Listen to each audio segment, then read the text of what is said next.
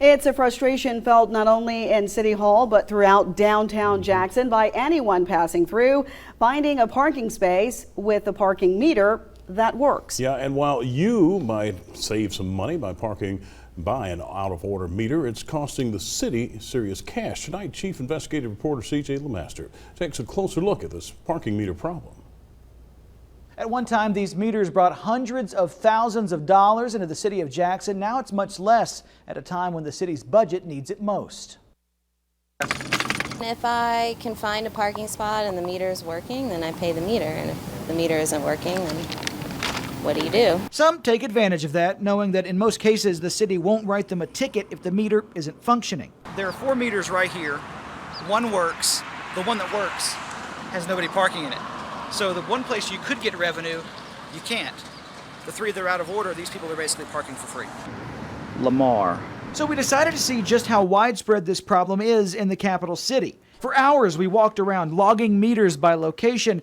All right, this one works. And whether or not they work, some will tell you right on the front. Some say fail, some say dead, some don't say anything. We counted 321 parking meters. Of those, 16 were covered, meaning they're reserved spaces. 33 didn't even appear to have power, and 38 more said out of order. In all, about 78% of those meters work, meaning 1 in 5 doesn't. I am surprised that the percentage is that high that works, because it seems like it would be a lower percentage. In fact, it may be much lower. In James Stubbs' case, we just put 40 cents in there. He found what he thought was a working meter, but it just took his money.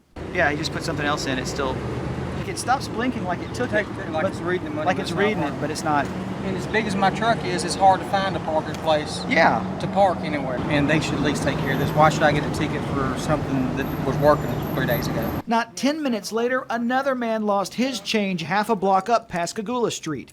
Yeah, it's just not. So it's not taking it at all, so yeah, I don't know what to do. And in a few cases, meters aren't even there. Something's missing here, I'm not quite sure. The change in the hole. The city's Public Works Department hasn't told us how many are out of order citywide, but using our data, 1/4 of the city's meters as a sample for the rest of Jackson, you can see how much money gets lost in the shuffle. Last year, those meters made $182,000 for the city. We estimate those broken meters cost Jackson an additional $51 grand, but that number could be even higher than that. That seems to be your problem there, sir. Is Jackson getting its money's worth from the ones that work? Our data shows on average each meter makes 75 cents a day for the city when they could be making 5 times that and 5 times the revenue. Why aren't they? That's an enforcement question. We parked this unmarked van along Capitol Street in downtown Jackson to see how long it takes to get a parking ticket. Some residents told us they don't get tickets when they park downtown and the meter runs out, but in our case, well, it took about 3 hours for someone with the city of Jackson to write us a ticket. Commander Tyree Jones with the Jackson Police Department says they have 2 parking enforcement officers working every week handing out tickets. They also have more positions open, but they're not filled at the moment, which could be due to the city's hiring freeze.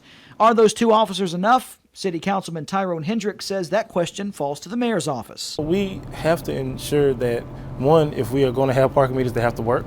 And we have to also enforce, having a strong enforcement arm after, if there are citations given. What about turning the parking meters over to a private company? Well, Hendricks says the city council authorized the mayor's office to look into proposals for that back in December. City spokesperson Sheila Bird says the Public Works Department is currently negotiating terms of an agreement with a firm.